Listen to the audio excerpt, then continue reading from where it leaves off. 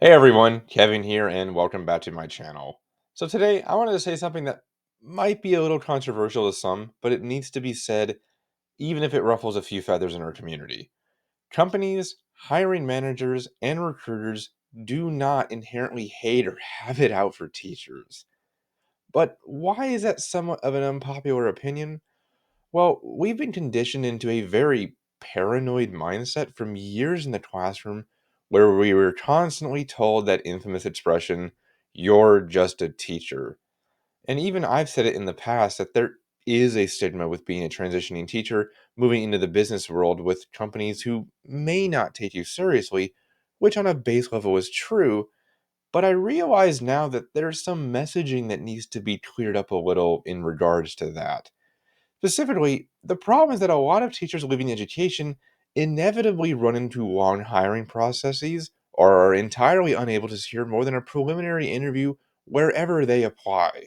So the belief that everyone hates seeing the word teacher on their resume starts rolling in, since, like I said, we all have that leftover administrator and societal paranoia about how we aren't good enough or that we couldn't do, so we became teachers or whatever that expression is. But like I alluded to in another video nearly a year ago now, teachers need to prove their worth when they leave the classroom. It's not a company's job to take a risk on someone like you without some assurance that you can actually do the job. What they actually see from that resume is someone who lacks direct experience, just as they would with anyone attempting to change careers. It isn't the teacher part that they're latching onto, but rather that they've done nothing to show you can succeed in the job you're trying to transition into. It's not about being a teacher, it's about not having whatever the role requires. And to reference that earlier video I mentioned again, it's very easy to buy into the toxic positivity promoted by academies, fake gurus, and career coaches on LinkedIn that you inherently have so much to offer and that new companies need to pay more attention to teachers because of that. But to put a fine point on it, that's just not the case and really sets up a lot of transitioning teachers to fail and get frustrated. Yes, it's true that you got copious amounts of transferable skills and knowledge from your time in the classroom, but that doesn't mean that you'll instantly make a good instructional designer, customer success agent, or project manager. Sure, you can probably do a lot of those things, but generally have soft skills rather than the hard skills, certifications, and experience to actually sell yourself as someone who can succeed in the role you're applying to. And a lot of that comes from not really understanding the process, job description, and the subsequent role all that well, while simultaneously thinking that you do understand it. For instance, so many teachers who are moving into instructional and graphic design don't have portfolios or any kind of work showing that they can create what is needed of them in those roles. And that shows a lack of understanding in a very basic industry standard.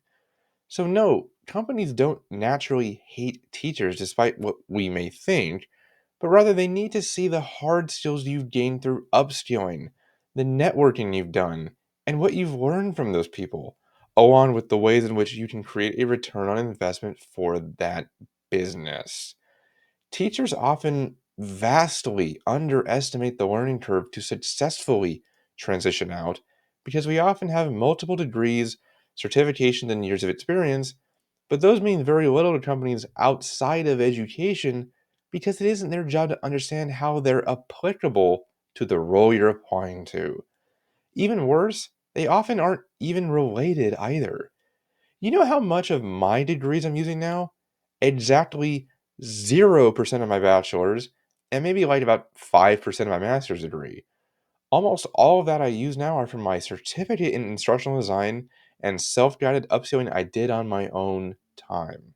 That's what got me a job, which I was then able to gain experience at and leverage to find even more roles down the line. And on top of that, connect with people in your target role. Sign up for industry newsletters or conferences. Listen to podcasts or professional development seminars. Read about the latest trends in your field. And learn more from the posts and conversations you have on LinkedIn or with other professional learning communities you may be a part of. Remember, as a transitioning teacher, you need to fully embrace the reality that you're starting from the bottom again. Yeah, you have great soft skills and surely have a great deal to offer any company out there. But those companies aren't out to get you just because you said you were a teacher in the past on your resume. I mean, maybe 10 to 15 years ago, that may have been the case. And sure, there are still a few holdouts of companies who have that old mentality against teachers. But for the most part, you will find a former teacher in pretty much every job you get hired at now. All the roles I've had since leaving the classroom have had at least one. Heck, one of my supervisors right now is an ex teacher, and we're both thriving in totally different roles. Businesses have really seen the value teachers can have with the nearly 2 million who've quit and left education in the last 5.5 years, so they aren't going to discount you for having been one. They just want to see what you can offer in the new role you're trying to get hired doing. No one is out to get you or hate on you for having been a teacher. Instead, understand that you have a lot to learn and it's your job to identify and rectify those gaps, not anyone else's. Well, guys, thanks for watching, and I hope you enjoyed today's episode. If you did, then please click like and subscribe to stay up to date with all of my content, or leave a comment below to keep the conversation going. But for now, I've been Kevin, and I will see you in the next video.